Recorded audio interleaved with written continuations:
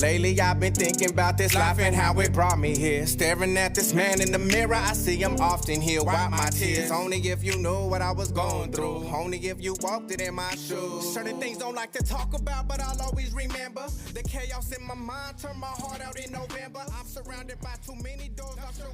Welcome to the Message Hope podcast, where the hope stands for hearing other people's experience. My name is Adam. My name is Mike, and today we are at a convention. Yep. We got somebody on the show that we tried to interview a couple weeks ago, and he was stuck with work, so we caught up with him here, and we're very appreciative for him to come on here.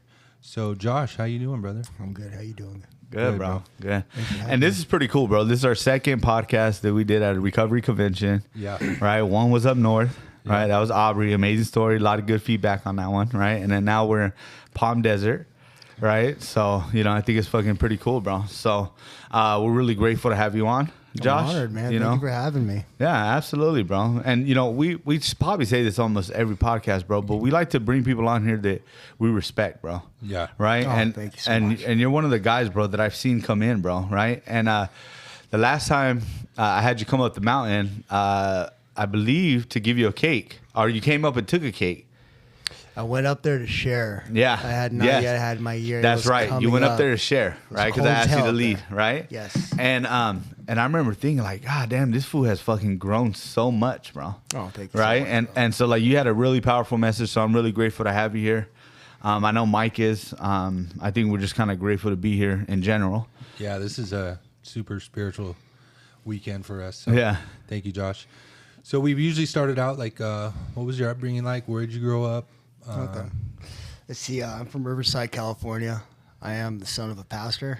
Oh, wow. I didn't grow up in a family like I hear most of the people I know in recovery.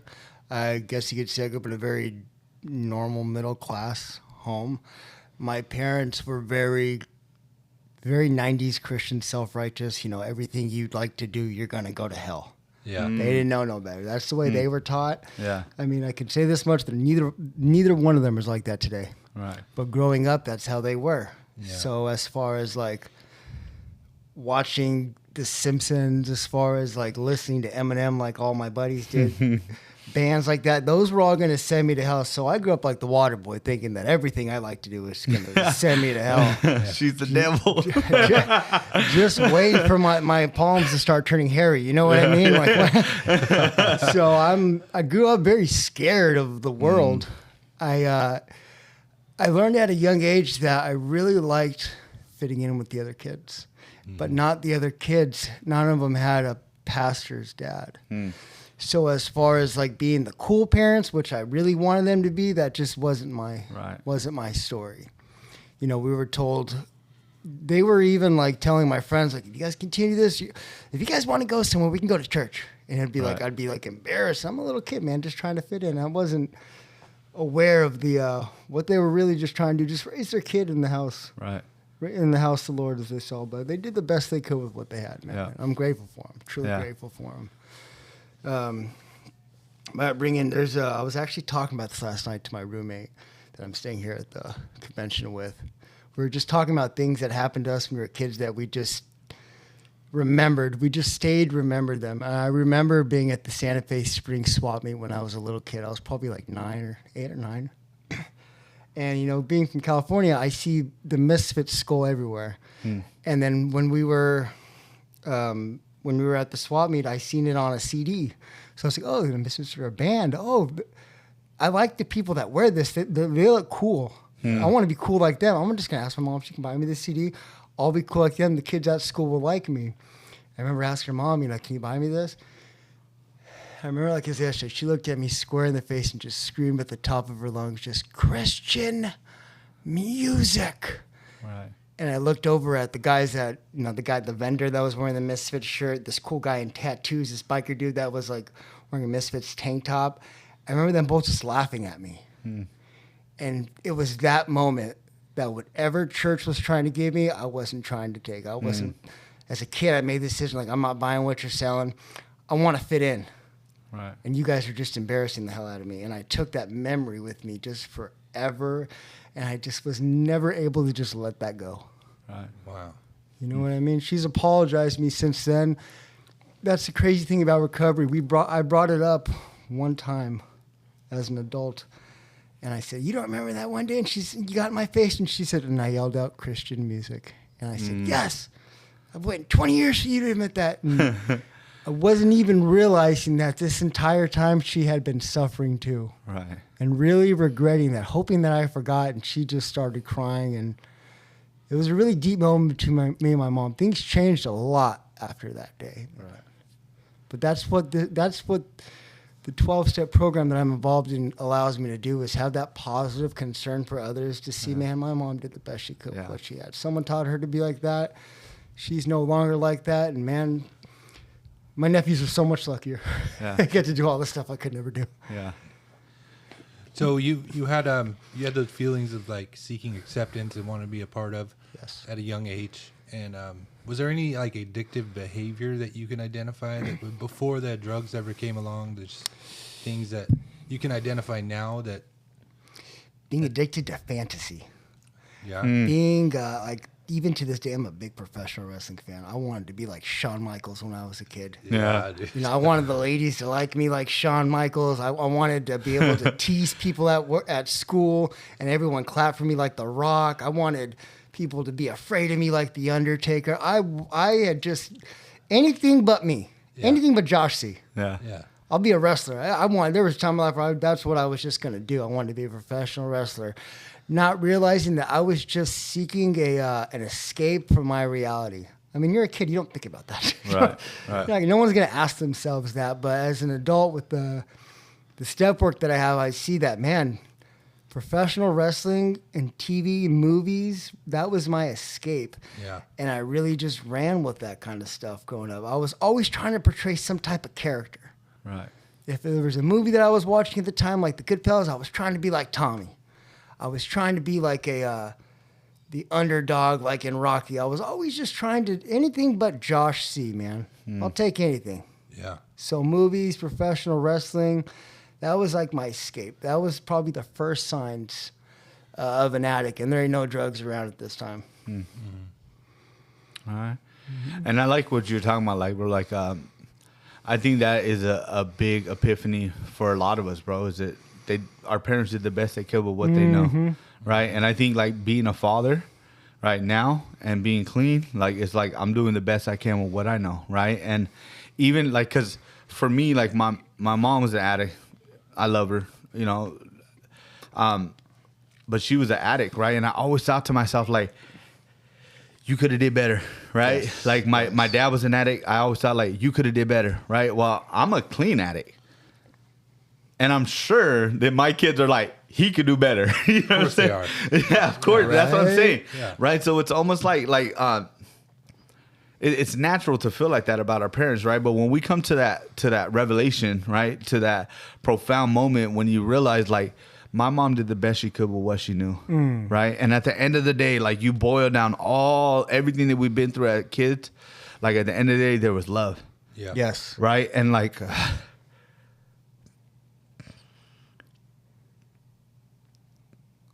and you take that for granted, right? Because we do. I took that for granted, especially with my mom. You know, I took that for granted for a lot because, you know, she was an addict, but she never left me. She never left my side. She never stopped fighting for me. She never, you know, even she screamed, she yelled, but she like that's how she loved me, bro. Was to protect me the best she could, right? So it's like, yeah, that was a revelation that I needed to come to in order to move forward with my life, right? I had to accept that my childhood is what it is, what it was, and just I need to move on from this, right? Yeah. There's an artist.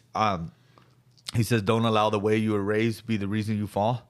Right. And when I heard that, it was so profound, bro. Like, I can't allow my childhood. I can't allow, like, the neighborhood I grew up in. I can't allow, like, any of that to be the reason why I keep going down this fucked up path. Yes. You know what I'm saying? Like, at the end of the day, we're all adults, right? And it's time to start taking accountability for our lives and our addiction and where we're at, you know, in the grand scheme of life. You know what I'm saying? Right. It's just time to move on. So, yeah, I think that is a profound moment for most people. It was, yeah. I know exactly what you're talking about that. Mm-hmm. So, did you go to regular school? Was it public school? Was it Yep. private school? It was all public school, man. Went to school. Went to school in elementary, junior high, and high school, all in the city of Riverside. Okay. The neighborhood I grew up in wasn't like a gang ran area. It wasn't a barrio. I Yeah. grew up around a lot of middle class white kids. I was Yeah. always the token Mexican.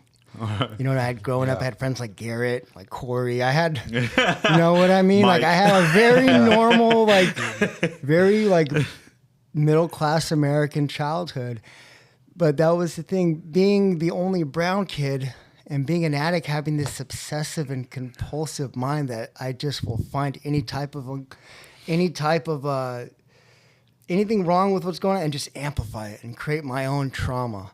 Yeah. So not fitting in at school was always a thing. Going to visit my cousins that spoke Spanish and I didn't. I never really fit in over there either. Right. I just plain old just was uncomfortable with myself at all times, whether it be at school or at family functions.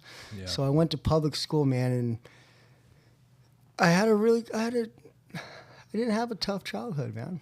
As far as school wise, you know, growing up, I was a little chubby kid. Yeah. You know what I mean? Nobody asked me to. No one went to prom with me. I had a lot of insecurities because of my weight growing up, and I didn't really find fitness until after high school, and that's when the confidence really started to grow from there. So I saw fitness as kind of like I get to relive my childhood again and be the cool kid. So no drugs growing up in school, during school? I remember the first time I got loaded, I was in the 4th grade, and I was at home by myself, or my sister was at home by myself. And my older sister, she went into my room and she says, "Hey, you want to smoke this?" And I was like, "Smoke what? Like a cigarette? Did you find a butt on the ground or something?" And she's like, "No, it's the stuff I got at school." I was like, "Oh, let's check it out." And it was weed. So that was the first time that I got loaded, and I don't even really remember getting loaded. I just remember going to school and telling my friends and them being like, "What? Yeah. That's bad." And then really not even enjoying the high like that, but I enjoyed the reaction I got from telling the kids that I was the first one to get high. And that right there, I kind of felt like I found something. Oh, you know, I'm not the best looking one in school. I'm not the best one at football, but hell, I'll try to be the bad kid. Yeah. Right. You know what I mean? Really mask some of these insecurities that I got. So that was the first time I got loaded. I didn't do a lot. Like I said, it was a Christian household, so there was no like beers in the refrigerator to steal. There wasn't, you know, vodka in the cabinet that I can replace with water. Like I'd have to wait for me to go to one of my, I guess what I would have dubbed my cooler friends to try things like alcohol, and that didn't happen until like junior high. And it was never like a problem for me. It was just something I did to be cool. Yeah. Yeah. So the effect on you didn't like turn a light bulb on in your head and be like, "Oh, I love this stuff." I think I liked fitting in more than I liked how they react. Like So that was the light bulb. that was the light bulb, the fitting in, Yeah. because it didn't matter what my parents were like at that point. I was cool. Right. So that was more of the light bulb than the actual high and drunk itself.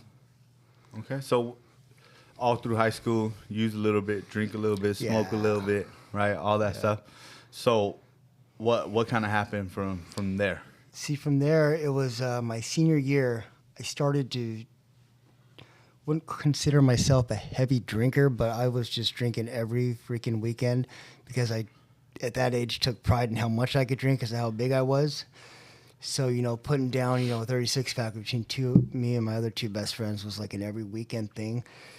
We didn't drink during the week. You know, none of us got the shakes in the morning. It was just the thing that we did. And it caused me to really get used to driving under the influence a lot. I got my first DUI at age 18. It was the first one, and I remember being like the first person to graduate and getting a fucking DUI. Yeah. And just like, okay, this is the first one I didn't want to have, but I guess I was the first to do that one too. And too. that right there really fucked it up for me because I was about 2 weeks away from joining the Navy. And then that right there, losing the car, I ended up losing my job at the grocery store. My dad was just so disappointed in me. Yeah. And I remember he called me like a fuck up at the time. And he doesn't ever say the F word. So I heard that. I was like, oh, you want to see a fuck up? I will show you a fuck up. Yeah. I remember we went to court for that, and he kind of just dropped me off at court and just be like, all right, figure it out. And like I didn't know about like ask for a public defender, let let the judge know, hey, I'm about to join the Navy. I kind of just went in there, and the judge was like, do you plead guilty or not? And I was like, yeah, I think so. And just threw the book at me. You know what I mean? I wasn't fighting. I didn't know how to fight for anything. I didn't realize like what was at stake, I should say. So there went the first career choice. The Navy was out the window. And that was that. And then the drinking started to pick up a lot because then I had something that I was really trying to escape from, and that was this DUI that I got. Being the guy that never had rides anywhere anymore, I just lost my job. So the drinking became more of a regular thing at this point. Then drinking during the week didn't sound like such a bad idea. Yeah. And then what kind of happened from there? Did it like? See, from there, you know, I ended up getting a job at an oil change place, and I ended up, you know, meeting older friends and whatnot, and I started going to these rockabilly shows with my coworker. And it was in this rockabilly scene. There's like a whole scene of it that, like, I remember going to shows with him. You know, people that go to rockabilly shows, they go to 80s like nights and whatnot, like dance clubs. And it was there that I was like, damn, this is like high school again. There's cool kids, there's not so cool kids, but either way, these chicks are hot. And I really want to get one of these chicks. So, you know, I start, you know, put the mask on. I start, you know, rolling my sleeves up, rolling up my cup in my jeans, you know, grow out a pompadour. And I remember being around like age 22 and looking around and being like, dude, like I really want to be one of these cool guys, but I do not play an instrument. I can't sing like Elvis. I don't own a stand-up bass. That thing looks expensive. But I noticed that everybody liked the promoter, my buddy Robert. And I asked him one day, I said, what does it take to be like a promoter? He says, to be a promoter, you just got to have a bar to throw these events in, and then you got to get bands and get on Facebook and put it all together. I'll help you out if you could find a bar, because apparently finding a bar was hard. And around this time, this bar used to be in Corona. It was called Angels. It just got a remake. It was on TV and everything. And I was like, oh, dude, like, that's probably the perfect place to go. So I went in there and I was like, you guys want a rockabilly show here? And they were like, yeah, we're open for it.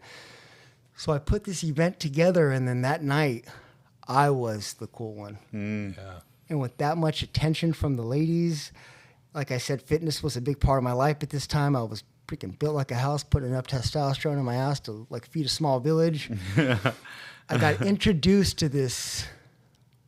I got introduced to blow. Okay. And it was that when it was like, here, you know what? You're getting kind of a little tipsy. You don't want to drive like that. Here, try this. And that was like, okay, now we're getting somewhere. Yeah. Because the people that I wanted to be like were doing this. The bands were doing this. This was like the cool thing. And that was the thing about this cool thing is I fucking loved this cool thing. I loved the way it made me feel. I was such a nervous person. And I was finally social. I wasn't afraid to talk to women anymore. I wasn't afraid to stand up for myself to people who I thought were scary looking to me and shit. I thought I had found like the fucking like life's Advil for me that was just gonna make everything better. It was just really fucking expensive. Yeah. So I continued on with these shows, and I did this for about a good 5 years. I did shows, and I was. Like I say, I was a somebody in that scene, but like I was throwing shows and people really wanted to know the promoter. They wanted to get in for free is what they wanted. Bands wanted to get on stage. Girls wanted to get in for free. People wanted to be on the guest list. So I was kind of like that go-to person with my buddy Robert in the Inland Empire area. Well, if I got something you guys want and you guys got something that I think I need, now we're getting somewhere. So I was getting a lot of free blow. And it was, I didn't pay for it, so the habit really wasn't affecting my personal life too much as far as financially. I started noticing, I started showing up to work, you know, missing a day here, missing a day there. Before you know it, Mondays was just like, you know, I'm not going to be there. Yeah. And around this very same time, I got an invite from a guy in a motorcycle club. He said, do you want to, you like your job as a plumber? And I'm like, not really. He says, well, do you want to be an iron worker? I'm like, a Los Angeles iron worker. That sounds cool. Still trying to impress. Don't even know what an iron worker does. I just think it sounds cool. So I joined the local 433, the Iron Workers Union. And it was there at work that somebody saw me. You know, we were getting beers after work, and someone saw me doing blow. And this guy, man, he said, what are you wasting your money for that for? And I'm like, bro, this thing has been getting me through life the past like 4 years now. What are you talking about? He says, nah, try this. It was meth. Yep. I snorted it. I did not like the way it made my nose feel. Yep. I just thought it's cheaper. Why the hell not? Around this time, I bought a Harley Davidson. I started riding with this pretty big motorcycle club. I can't say their name. Out of respect for them, my brothers. But they're a big club in Southern California that wear green and black. And there was somebody I knew through them. I used to hang out with him a lot in the city of Fontana. And that's when I was introduced to smoking it. And smoking it, I remember like that ultimate, no, I'll never do that. Yep. I'll snort it. That's stupid. I'll snort it, but I'm never going to smoke it. That's tweaker shit. Yeah. And then one day, just curiosity got me. Yeah. The dude tried everything in his, he tried talking me out of it. We stood there talking for like 20 minutes, and he was just like, no, bro, I don't want you doing this. Like, you're my boy. I love you. I don't want you doing this. Please don't do this to yourself. And I'm like, bro, I'm already doing it, though. All of a sudden, I got all the justification in the world because, you know, addicts, when they hear the word no, like, now it's, Now we I'll have show to. you. Now I have to. Now, Yeah. now the want becomes a need. Now I need to try that. Show me why you're addicted to it. So sure enough, he said, I'm not giving it to you. And then the tweaker we were with is like, I will. You're trying. So I took a hit off of that Pookie pipe, and I still remember like it was yesterday, man. I remember taking that hit, it tasting weird, and just blowing out the biggest cloud I had ever seen. And about 30 seconds after that, just thinking to myself, like, this is going to be a fucking problem. It was that same feeling I got when I tried Coke the first time, but this was like amplified. Yeah. This was like, I liked fitting in. No, I don't give a fuck if I fit in. I like this shit. Yeah. And I'm going to, me and this, I found it. Yeah. It does everything that I want to do. My nose doesn't hurt anymore. And let's see what work is like on it. Well, just like cocaine, meth was just so much worse. I ended up missing days left and right, man. I ended up really burning my name in that union as far as someone who's just unreliable. Just a tweaker. Yeah. Right. Dude's got a bad habit. I heard it my whole career, man. Like, Josh C. he's kid's work ways. He's a good hand. If he would just stay out of trouble. Right. If he would just put that pipe down and come to work, he'd be fine. He thinks he's a fucking asset, but he's not. He's just a fucking liability. Right. And that's when I was really brought to my first bottom, the one I really should have just fucking paid attention to, because it was at that point when you know people who use this shit at work, you know that people go to rehab. And I just asked somebody at work, I said, no, actually I asked somebody at work, one of my friends that I was a plumber with, he let me borrow like $10, tweaker shit, let me borrow $10. And he said, yeah, but like I need to meet up with you. I need to see you. I haven't seen you in like a year. I'm like, fuck, okay. We met up at a gas station in Riverside, and he saw me and he just started crying immediately. And I started crying. And he said, I've never seen you like this before. You don't even look the same. What happened to you? And then I just say that ultimate answer, the addict's answer of, I don't know. It's been a year since I've seen you. I've been doing this shit for a year. Holy shit, like, oh my God, like, what month is it? And he just said, I'm going to tell you something that you don't want to hear. You really should go to treatment. And I'm like, I've been thinking about that anyways, bro. Like, I got a number right here. And he said, just call the number, please. I'll give you $10, but just please call the number.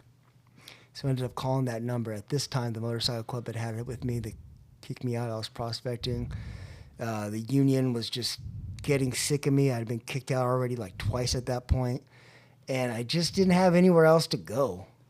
I just wanted a reset button. So I found treatment, man. And it was that I checked myself into treatment. That's when I was introduced to the 12-step meetings that I still attend to this day.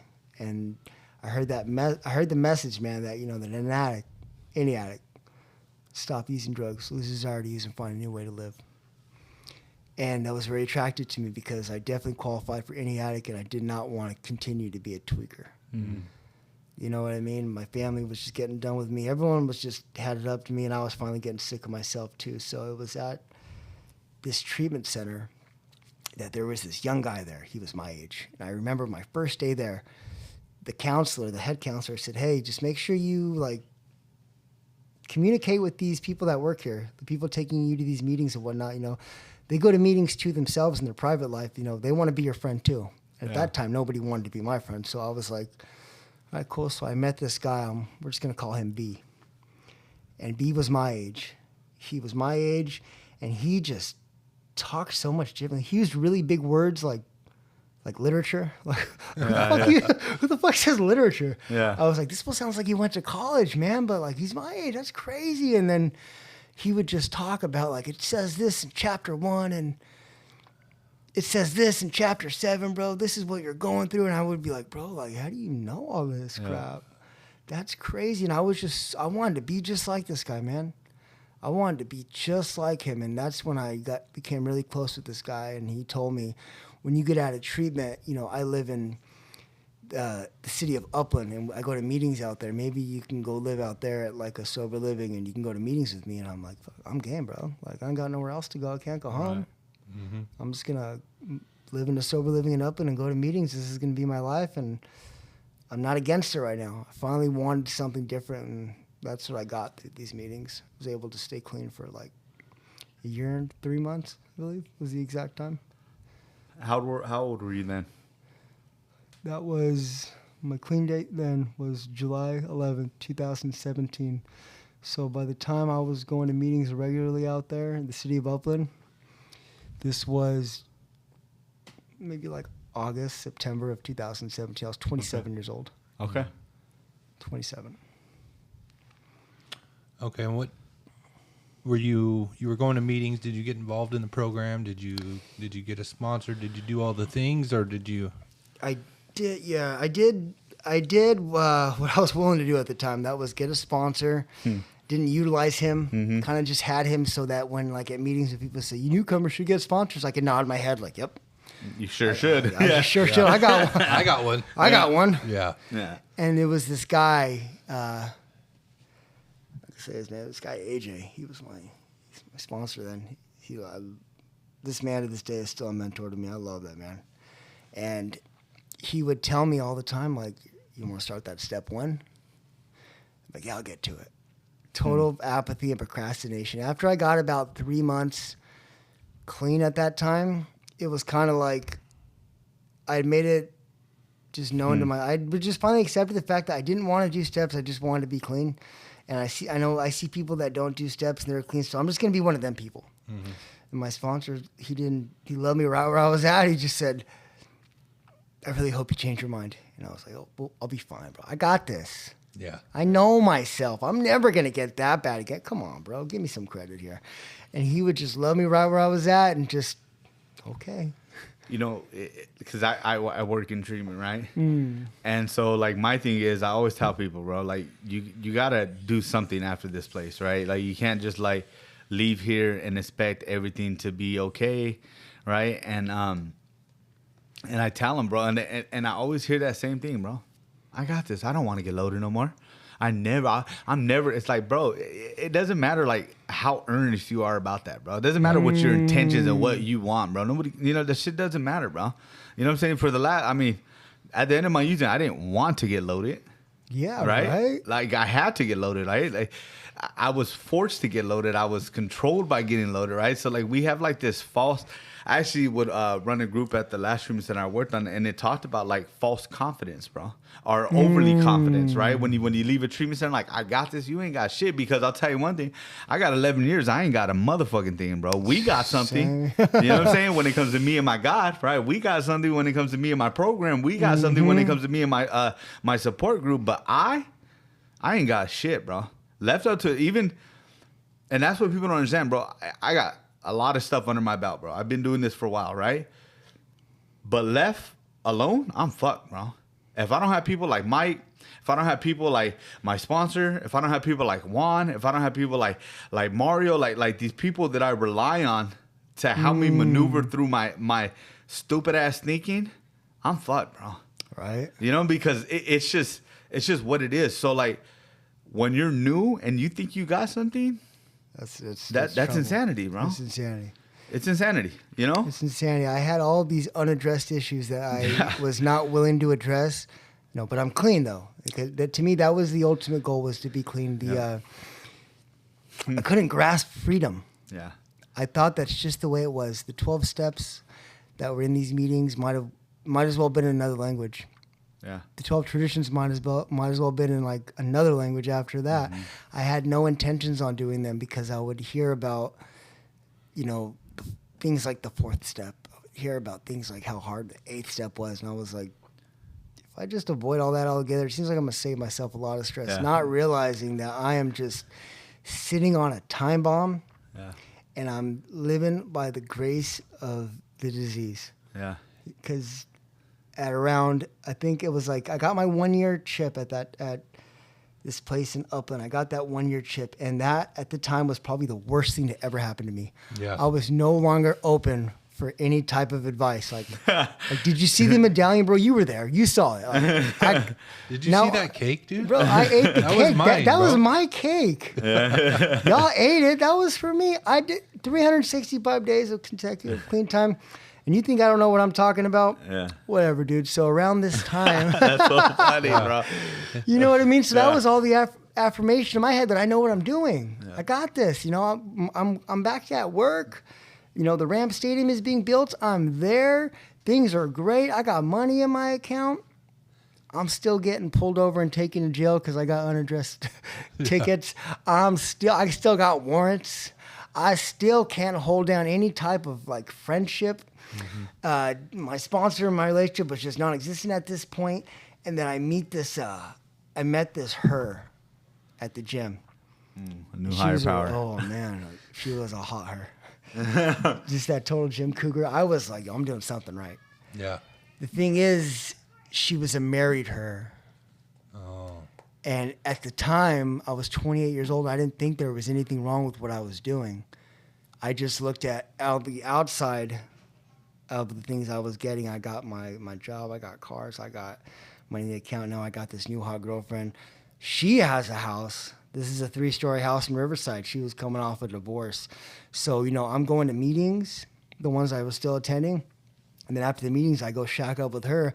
And, like, I'm wearing homeboy's robe, walking around with his slippers on in his house, like, thinking I'm running shit. Yeah. Her daughter made it very clear to me, she was probably like 13 at the time, that I was just breaking up her family. That the chances of her mom and dad getting back together are just not going to happen as long as I'm in the picture. And all I could think of is like, tell that kid to shut up. I got the 1-year medallion. She don't know what she's talking about. I'm the one who beat the addiction. Tell her she doesn't know what she's talking about. And eventually she found another Sancho. And she found a Sancho with money because the divorce is now finalized and she don't have money. So therefore, my self-centered ass is thinking like, how could you do this to me? And then I remember finally opening up to my sponsor and him saying like, kid, she doesn't know how to be faithful to her husband. What makes you think she could be faithful to? And he's like, and you're doing what? And I'm like, but you should see this house, bro. And I remember him asking me this question at a coffee shop. He just said, who do you think you are? I'm like, what do you mean, bro? The medallion. Like, what are you talking about? I'm clean for over a year. And he was just like, who the fuck do you think you are, kid? He said, I've been through a divorce with people like you in the life. Like, you have no idea the damage you're causing. And at that time, I didn't want to hear it. My heart was broken. Like, I'm just like, bro, I'm the victim here. You remember that. You're my sponsor. Why aren't you siding with me? And then that was the day that I didn't tell him, but I stopped calling him. I had recently at this time moved to the city of Anaheim where, you know, like that typical go to a different area and you just have a problem with every meeting you go to. It's just not the same. Yeah. Wasn't going to the meetings in my area, but I'm going to, you know, take everyone else's inventory here and the meetings suck. And so I wasn't going to meetings at this time. Work started getting a little bit more stressful. You know, in my head, I was going through a divorce. Like total, buddy, bro. dude, the total biggest pity party I could throw. And it wasn't but a few weeks of this pity party that I get this feeling that I want to use. I don't want to drink and then get it. I want to use. I want to go back to smoking dope. Right. Because in my head, this was the plan. I was just going to use once. Come back to the rooms, not even telling anybody. I just wanted to relapse, take a picture of me relapsing and send it to her. Like, look what you made me do, bitch. Like, just wait till you see what I'm going to do with this. I don't know what I was thinking. because that one little relapse turned into a 5-year run. Oh, damn. First 3 years, I was in and out of the rooms. Didn't want to get a sponsor. Didn't really want to be clean. I just wanted to stop paying for the consequences of smoking dope. Yeah. You know, my name again was getting burned at work. This happened very fast. At this particular time in my life, I went back to the motorcycle club and I became a patch member. And then I'm burning bridges with them just as fast as I got that patch. I was the best example of what not to do in that club. Totally left my brothers hanging. They tried so many ways to just get me to stop smoking dope. And I just hated myself and didn't know why. I didn't know why I'd continue to do the things that I did. And I would continue to just ask myself, like, why do we got to be like this? Why can't we just stop smoking and go back to meetings? But I was ashamed of the relapse. In my head, everybody was talking about Josh C. It had been like 5 years, and I still think I'm the topic of conversation. Like, they probably started like an ad hoc meeting to get me back, and I'm, you know what I mean? I thought I was so important, dude. Yeah. So, in this 5-year run, I got kicked out of my trade for good. Got kicked out of my trade. I'm living in the city of Anaheim. I'm picking up all these oddball jobs because I no longer have a good job anymore. So ways and means to get more starts getting sketchier and sketchier and sketchier. And then I'm doing things that I never had to do because I had a good job. And I'm picking up, like I said, these security jobs, you know, started painting motorcycles for like chump change because I just needed one more, enough to pay the bar tab and for the dope man. And that was just my life. I was just a tweaker barfly, and I hated myself because the ironworkers kicked me out. I thought that I had no identity anymore because that was one thing I would always tell myself when the drugs got bad. Like, at least I'm still an ironworker. At least I got a career. I can't be an addict if I got a career. Yeah. So losing that career was like, it was really big for me, man. And the hate just grew and it grew and it grew. And we still got all them unaddressed issues from the first time I tried to get clean. Yeah.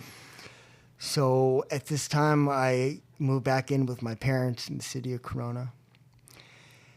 And I kept using. I thought, I'll move.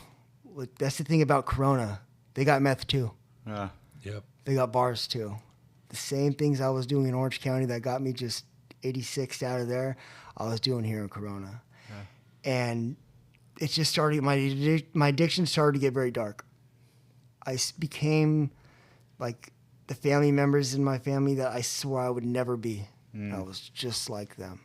I was just like every addict I ever judged. And then they probably were thinking like, nah, bro, you're way worse than me. You're bringing me up for. So, you know, I was just a bum, man. I was just a lazy bum. I was just taking up space. I wasn't living. I was just existing. Yeah. So, you know, my story goes into I was working at a bar in the city of Colton. Liam's bar. We go to a meeting by there. Okay. I was working at All that right. bar. That's why I like going to that meeting, bro. Yeah. So, you know, I'm working at this bar, right? And then my buddy Jesse, he's an iron worker. He goes into the bar to do karaoke. And I'm working at the bar. So I'm bar back in and I'm washing dishes. And he's like, what are you doing? And I'm like, what are you talking about? Bro, I'm working. You going to order something or not? Come on, get out of the way. I got a job to do. He said, you have a good job. Why are you working at a bar? And I'm like, yo, I'm not in the trade no more. And he's like, oh, let me make some phone calls. I'm like, don't tell me that. Please don't tell me that right now. Like, I'd given up so much hope, and then at this point, no one was willing to get me back into that trade. I said, please don't tell me that. You know, it breaks my heart every time someone says they can, and then they just can't. And he says, no, I will. So I don't put too much mind into what he says. Plus, I got this unaddressed meth problem that I hadn't really been too open about with him. So sure enough, man, I continue working at bars, and I get this phone call from a business agent in my union. And he says, like, hey, you know what? I talked to Jesse, and I also talked to so-and-so and so-and-so, and we're going to let you back in the trade. And I'm like, what the hell? Finally, something's going my way. Like, the skies open up. I'm praying, thank you so much, God, for giving me this last opportunity. Oh, man. And then the guy told me on the phone, you're going to have a meeting in 4 weeks, and all you got to do is just show up. take a piss test and just show up, let us see that you're clean. So I'm like, I could do that for sure. I'll quit right now. I told him I was already clean, so this shouldn't have been an issue. So I'm like, okay, for real, I'll get clean. I have to get clean. Why would I not get clean? I'm gonna go from making $0 an hour to making a lot of money an hour. I'm gonna get my life back. I'll get the self-worth back. All my using buddies were very happy for me, and I was like, fuck yeah, I could do this. I got this. I know myself. I'm gonna quit for sure. And then I said, I got 4 weeks. And then the disease said, no, we got 2 weeks to use.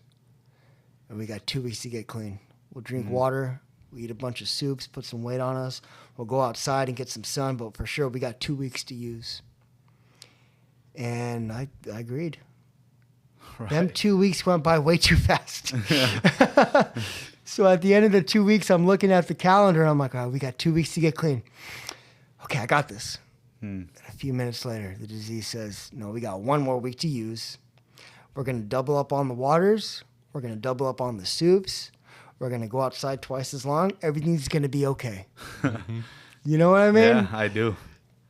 And then that week goes by, and I got 7 days to get clean, 7 days to get my life back. Then the disease says we got 6 days. We got 5, 4, 3, 2, 1. I kept smoking that shit until the hour before that meeting. And I just had this ultimate bottom where I looked in the mirror and I just said, you fucking idiot, you did it again. You've been crying to all your friends that you've been wanting to just get back into your union, and now you have an opportunity and you're not even taking it. This is more than a drug problem. I could no longer be in denial about my using. I was getting ready to kill myself because I could not believe that I had just did this. The same voice that was telling me we got 2 weeks and 1 week and 6 days, that same voice is like, you fucking idiot. No. I knew you weren't going to do it. You might as well just go kill yourself. And I just tell myself, I'm going to call the union, tell them I got tell them one of my tweaker stories that my truck broke down, and see if they give me another shot. If they don't give me another shot, I'm going to kill myself. And that was just the decision I made. So I make that phone call that morning. I'm not going to be able to make it. Dude, that business agent laughed his ass off at me and just said, I knew this was going to happen. You can call Jesse and tell him what happened. And then I just said, fuck, man. So I'm like, okay, well, before I die, I have to call Jesse and just tell him. I owe it to my buddy. I called Jesse, and he says, well, what happened? I said, bro, I relapsed, and I've been using this whole time. I got very honest with him. And he's just like, what the hell? I vouched for you. And I'm like, I don't even know why you did that. And he said, here, I'm going to make another phone call. And I just said, why do you keep sticking up for me? Like, I'm a fuck up, bro. Why do you care? I don't even love myself. Why do you love me? He says, I love you, bro. I just want you to do good. And I was like, dude, I got a bigger problem right now. This job apparently is not going to fix me. I got something deeper going on right now. And I don't know what it is, and I don't know what to do. And he said, look, Josh, just don't do whatever it is I think you're going to do. Please just let me call you tomorrow. And then I had some dope left over, so I was like, oh, I'll call him tomorrow. I'll enjoy this one last one. He calls me 2 days later, and the business agent calls me and says, I don't know what you told Jesse, but he has went out on a limb for you. We're going to give you one more chance. And I'm like, what the fuck? Why? Why are you? And he just said, dude, you just know. And he got on. He's like, you fucked your fucking buddy over on this. He ain't going to be able to find work. He's got kids. I don't even know why he's sticking up for you. I don't even know why I made the phone call. And I'm like, damn. Okay. I got 4 weeks to clean up. And then the disease says we got 2 weeks to use. And I was just like, oh my God. After everything I just went through the past 2 days trying to kill myself, after everything I just witnessed this past month of how bad I really am, and I still want to get loaded, what the fuck what is wrong with me? And I just remember sitting down in my bathroom and I just started crying. And I didn't know what to do. I just said, I got to figure this out, man. But one thing is for sure is I can't stay clean by myself. 3 days is enough time for me to go to rehab and leave. Like, they're going to want me to stay even longer. I don't even have insurance right now. I don't know what to do. So I remember when I was going to those 12-step meetings, there was an app. And I was like, yeah, that app. I remember I used to go put my zip code and it would tell me meetings in the area. So I go into the download the app thing and I download the app. I had it in my fucking phone the whole time. So I said, okay, that's a little fucking... Okay, apparently I just looked over that these past 5 years. You know what I mean? Yeah. And I put, okay, City of Corona, and it said it was Wednesday o'clock. It was about 6 p.m. and it says there's a men's meeting in the City of Corona at 7:30. And I said, I got an hour and a half. I got no more dope. I got to tough this hour and a half out. And if I go to the meeting, maybe I'll hear something. I don't know what I'm going to hear at this meeting. I just know one thing for sure. If I stay in this room and don't leave, I will find a way to get loaded. I'll figure it out. I've always done that. I'll figure out how to get loaded. I have to try something. I'm not reliving that moment I just had 2 days ago of me trying to really, really want to kill myself and asking myself, we did it again. I'm not doing that to myself again. I have to at least give myself a fighting effort to stay clean just today. And then I went to this meeting. I put on the nicest clothes that I had, try to cover up that tweaker look. And that's the thing about, like, when you're a newcomer, like, they know you're a newcomer. I came in and I had the mannerisms of a tweaker. I was socially awkward. And I remember sitting down, walking in quietly, sitting down, and there was this old hippie dude. And he has this New York accent, and I just, for some reason, I felt comfortable being around him. So I sat next to him, and he says, hey, how you doing? I'm so-and-so. And I'm like, oh, what's up? I'm Josh. That was a pretty good accent, bro. Yeah. Wasn't it, bro? Yeah. And then I kind of just, he's like, so first time? And I just put my head down, like, don't talk to me, dude. And all I remember is hearing his voice just say, like, it's going to be all right, man. It's going to be all right. And I just looked up at him, and I was like, thanks, man. And then at this time, I look to my left, and who do I see walk into the meeting? That very same dude that worked at the treatment center that I went to. B, the same guy I wanted to be just like. We had lost contact through my relapse. And I was like, dude, what the hell? What are the chances of that? So I get up and I walk up to him. I'm like, yo, what's up, B? And he's like, Josh? But this time B looked different. I remember him from years ago. He had long hair. He always wore like a recovery shirt with like a matching like lanyard of the most recent like convention he went to. Like I got around my neck. He always wore something that showed what fellowship he went to. Yeah. He looked like a NASCAR driver. But this time, that's funny. This time, B was wearing a polo shirt. I'm gonna use that on somebody. I'm like, we look like a fellowship NASCAR driver. Bro. That's real sponsorship right there. You know what I mean? Yeah, but this time he wasn't wearing any of that, man. He cut his hair. He had a side part in his hair. He wore a polo shirt that fit him. He didn't wear big clothes. He wore shorts that fit him, and he wore nice shoes. And I was like, what the hell happened to this guy? And then he sees me, and he probably thought the same thing. Like, what the hell happened to this guy? Yeah. And then he just says, like, are you okay? And I'm like, yeah, it's my first meeting back. He says, well, I'm glad you're here. And I'm like, why? He says, 'cause I'm taking a cake tonight. So I'm like, wait a minute. You're taking a cake here tonight? Like, I thought you lost your clean time too. And so you came back? And you stayed? Despite what people were saying about you? And he, like, you got to show me how you did that. And he was like, I'll show you how I did that. And then he walked right past me. Didn't even sit down next to me. And first resentment in the room's right there. And I'm like, so I guess I'm sitting next to the hippie dude. And he's like, oh, so you know so-and-so? And I'm like, yeah, I know that motherfucker. You know what I mean? So I'm sitting there. And then he gets up. He gets his cake. He shares. And he starts getting very vulnerable about things that how the disease is affecting his life today, but also how he's living today. As it turned out, the time I was gone, he got married. He ended up having a little girl. He was in his boys' lives. He had a house. He was like a superintendent. And for the second time in my life, I found myself wanting to be just like him. Mm. And I'm looking at him. I'm like, damn, like. And I looked around the room, and I saw a bunch of guys that looked just like me. Mm-hmm.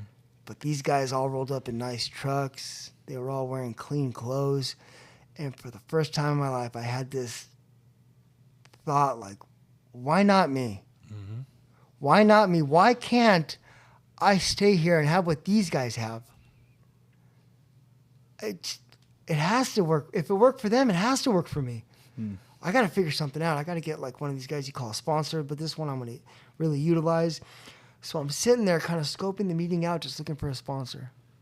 So I'm hearing who's going to share the best. And this one guy shared really good. I was going to ask him. But at this very same time, the 7th tradition basket gets thrown around. And, you know, like the newcomer tweaker I pretended that I had money on me. Like, yeah, let me see what I got for the meeting. I start going through my pockets. I don't got no money on me. But the basket's next to me. I don't want to look like a deadbeat. I think everyone's looking at me. Yeah. So I reach in my pocket, and I feel something rolled up. And I'm like, I know what that is. I'm not going to pull it out in a meeting, but I know what that is. Like, I'm not completely broke. I hope it's $1. Please be a 5. Basket gets turned around. As a person is sharing, I pull it out. It's a rolled up $20 bill. And I'm like, whoa, wait a minute. And I get this overwhelming fear because it's $20. And I don't know how not to pick up when you got $20 on you. I came to this meeting because I wanted to be clean. And I got $20 on me that I didn't earn. I don't even know how it got there. I stole it from somebody. Who am I kidding? My mom probably gave it to me. Yeah. And I remember just being scared because I got $20 on me. How do you not pick up when you got $20 on you? $20 to me, that would be like me finding $3,000 in my pocket right now. Right. Mm-hmm. Like, how do you not treat yourself to something? And I was just scared, man. And I go from like seeing the hope in the room to just being really, really fucking scared. The meeting is adjourned. And I'm like just going through this hell in my head. What am I going to do? What am I going to do? What am I going to do? I can't go home with this. I can't go home with this. Maybe I should just talk to somebody. I don't know. Sure as hell not going to put it in the 7th tradition. I'm not there yet. But I'm scared. So I'm walking out of this place that has meetings for both fellowships. But they have like their literature racks. And then the fellowship that I go to, I was walking past that section literature rack. And I look to the left of me and I see this bright blue book with a white circle on it, a white line that goes across. And I looked over and I said, I know that book. I know that. I used to have that book. B gave me one of these books when I was in treatment. Maybe, I don't know how much that book costs, inflation and everything, but I know it ain't $20. And the fellowship would never let it be $20. I have to be able to pay for it then. Maybe I'll read something in there that'll make me not want to use. I don't know, but I have to. I can't go home with this. I can't go home with this. So I buy the book and I get the change from the cashier and it's like $5. And then immediately the disease says, the dope man didn't say shit about $5. Mm-hmm. You could still get a bowl. We could still do this. And I don't know if you're out there, I don't know how your disease talks to you, but at this time, the disease was telling me, you're a fuck up, Josh. Who the fuck are you trying to kid? You can't stay clean. I know it, and you know it. Just come back next week. These guys are going to love you like they said they will. Why are you just wasted $15. Who are you trying to kid? You're just going to fuck it up like you did a few weeks ago. You're not going to get back into the union. Like, you're just going to fucking relapse, and you're going to do it with this $5. And, like, don't get it twisted. Like, I'm not schizophrenic, but when the pain is that deep, you know what your feelings are saying out loud. Yeah. And I remember just standing in line, like, at the cashier crying, and I said, I need to get a sponsor. And I ran outside. Some of the guys had left, but I see that dude B is talking to the secretary, and they're, like, talking. And I kind of just butt in their conversation. B invites me in, like, yo, so, How'd you like the meeting? And it jumped out. I said, look, I need a sponsor. And he kind of was just like, whoa. And he looked at me square in the face, looking at my pain, and he said, I'll sponsor you. But we're going to get to work. And he said, you got that book? I was like, I got this book. Yeah, I got the book. I lost the one he first gave me, but I got this one now. Just tell me what to do. I don't know what to do right now. And he said, I want you to go home and I want you to read chapter 7. And chapter 7 in this particular recovery book, if you're coming off a relapse, I'm going to highly recommend it. It's a chapter about that. And it took me, I remember driving home, I was so stoked. I don't know what chapter 7 is, but I want to get home and read it. Because maybe I could stay clean tonight. And if I read this when I get home, all I got to do is just go to sleep and there you go, I'll have a day. Yeah. You know what I mean? I'll have a day. Another day, because at this point I had had a few days, but this is the day that the dope was really screaming to me. So I get home and I open the book up immediately. And I remember it took me like an hour and a half to read this like 5-page chapter. Yeah. It took, don't get twisted, I could read. Like I read just fine. But I was crying so much that I couldn't see because my vision would get so blurry. And the blurriness, I couldn't read. It took like an hour and a half to read it, man. But after that book, man, after that chapter, I clung that book tight to my chest and I didn't want to get loaded. And I just said, you don't want to get loaded. We don't have to live like this anymore. We don't have to be this person anymore. If this one chapter can do this to you, just imagine what everything else can do. I call my sponsor the next day, like, B. And he's like, whoa, what's wrong? I said, I read it. I read chapter 7. I read it. I finished it. It was amazing. And he said, okay, it's awesome, Joe. I want you to read chapter 1 now. Say less. And then sure enough, I read chapter 1. That got me through that day. Call him the next day, tell him how I'm doing. Now read chapter 2. Say less. As I'm reading each chapter, I'm going back and reading the other chapters. Now I'm highlighting, underlining, putting side notes. I'm studying a piece of literature that I had always just overlooked. And then I have this like fear, like, holy shit, like there's only so many chapters in this book. Like, what am I going to do when I run out? Like, I mean, this is great for now, but I'm going to run out of time. Like, what am I going to do? Like, how's this all going to work for me? Chapter 4 in this particular book, it tells you just that. Yep. It's the 12 steps. And my sponsor made it very clear to me, Josh, you're doing steps. And at this point in my life, I was sweetly reasonable. I didn't have any more smart-ass answers of why this program couldn't work for me. This program had to work for me because I wanted my life back. I wanted to be Josh again. I wanted my dad to talk to me again. I wanted my mom to stop worrying about me, and I wanted to be my nephew's and my niece's hero. I wanted so badly to change. I didn't want to just get clean. I wanted to change everything about me. And through this step process, I've been able to peel back layers and layers of an onion. And this sponsorship, man. If you're out there, I highly recommend you get a sponsor if you don't have one. It's been one of the best decisions I've ever made to have a sponsor, because accepting the fact that I don't know what's best for me isn't so hard to do when you're in that much pain. Finding a God of your understanding isn't that hard to do when you're in that. When you're in that much pain, it's not hard to find God. It's impossible to escape God when you're in that much pain. When you hit bottom, you will find God. Don't wait till then. Don't wait till then, man. And that's when the step process started for me. And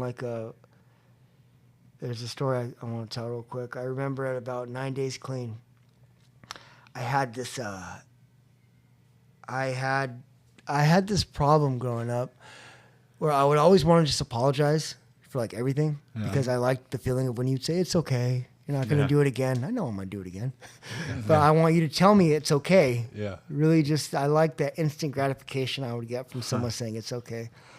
Well, at this point in my life, my older brother had heard enough I'm sorry's, and around 9 days clean, I remember one of the first things my sponsor said is, "Don't you go around apologizing to everybody now. Don't do that." And I was like, "Yeah, whatever. Like, it's my brother. I owe it to him." Yeah. So I remember I went to my brother's house. I'm like, "Hey, bro, I want to talk to you." And he said, "All right, let's talk." And I was like, "I just wanted to tell you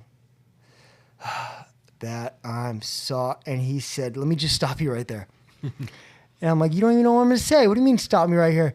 And he says, "You're not sorry." And I was like, "Oh, shit, maybe you do know what I'm going to say." And he says, "You keep doing that, you know? You keep getting loaded, and then you'll get clean for a few days, and you want to go around apologizing to everybody. But yet you just keep smoking this shit. Like, if you're really sorry, why don't you just stay clean? How about that?" And I was like, "No, I'm in recovery now. I got to be mature." I walked out of his house, and I start driving down the street, and then within the block, I just get madder and madder and madder. And before you know it, I'm just that punk motherfucker. He's just mad that mom loves me more than she loves him. He's jealous of me. He's always been jealous of me. You know, what the hell does he know? F this and F that. And I don't know what to do, but only time in my recovery this time I wanted to use. I really wanted to just escape this feeling. So I remember calling my sponsor, and I'm just like, beep, beep, beep, beep, beep. And he's like, "What happened? Oh, what happened?" And I'm like, "Yo, my brother, I apologized to him." And he was like, "Why?" And I'm like, "Well, look, I'm sorry." And this, that. And he said, "I told you not to do that, though." And I'm like, "Yeah, but anyways, but I found a good opportunity." And he said, "Let me ask you something. What are you more mad about right now? That your brother hurt your feelings?" I'm like, "Yeah, that's it. That motherfucker hurt my feelings. That's it. You're right. He hurt my feelings." He says, "That your brother hurt your feelings, or that he's right. You do still do that because I told you not to do that, and you went ahead and did it. Is this the first time you ever apologized to your brother?" And I'm like, "Well, no." And he was just like, "You think your brother's probably sick and tired of hearing his little brother just say sorry all the time?" I'm like, "Well, he might be. I mean, I don't know." And he's just like, "Look, don't go around apologizing. I'm going to tell you that one more time. Don't apologize no one. I want you to go to a meeting, and I want you to share about what just happened." So I get in the car, and then sure, just like 5 minutes prior, I'm quiet, and then I get angry, and I get angrier. And then it's like, all right, screw him too. I don't even know why I asked him to sponsor me. Apparently he's not ready. I'm going to go to a meeting, and I'm going to find a new sponsor. And, you know, this guy, he's just a little too rough for me. I'm new. Sensitive as hell. So I go to this meeting, right? And I'm sitting there, and I'm looking around the meeting, just scoping out who am I going to replace this guy with. I can't wait to fire his ass. I'm looking at like all the IPs on the wall. Like, is there one that says like how to fire your sponsor, loving and caring and kindly? There's not. And as I'm sitting there, I have this like God moment where he just shows up, and I'm able to realize like, "Josh, you're doing it again. You have two men in your life that love you so much, that just want to see you do good, that want to help you. They give you some truth about you, and you just want to run. Wanting to run when you hear the truth about yourself and disconnect from everybody who is just being honest, man, drugs ain't got nothing to do with that. Drugs ain't got nothing to do. I've been like that my whole life. But this time I'm paying attention, and I made the decision that I was not going to fire my sponsor, and that I was able to see from my brother's eyes that like I've been crying for him for like an hour. This dude's been crying for his baby brother for 10 years now, watching his little brother just kill himself just one more time. And he just wants me to stay clean. That's all he wants from me. I stopped apologizing to everybody that day, and I just stayed clean. I continued on with my step work, and my life has blossomed since then. That was like my first week right there, and it's had its ups and downs, man, but fuck, it's had a lot of ups. Oh, yeah. A lot of ups. So you were able to get your union job back? Got my union job back. They let me back at about 45 days clean, and it's funny we're out here in the city of Palm Springs because I had they sent me to the city called Desert Center, and I was staying at a Motel 6 in the city of Indio. 45 days clean. Like, I'm trying to stay clean, and you send me to a Motel 6 in the city of Indio. Holy shit. That was a struggle, but the real struggle came about 3 days out. No, it was about the second or third day I started working there. That was the same job that dude Jesse was on. So I'm like, cool, I get to see Jesse, get to finally thank him and show him I'm doing good. This is going to be awesome. And then one day at a safety meeting, Jesse wasn't there. And I'm like, that's kind of weird. He's one of the foremen. He should be here. He's probably late, whatever. I'm not going to check on his inventory. So I'm at work, right? And my foreman walks up to me and he says, hey, I got to talk to you. I'm like, yeah, what's up, bro? And he said, it's Jesse. I said, what about him?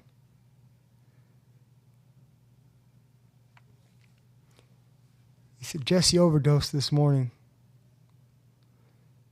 He's not going to be coming into work anymore. And I got 45 days clean. Damn. Living in a Motel 6 in the city of Indio, where the disease is alive and well. And I get thrown off this pink cloud that I was on. And I didn't know what to do. So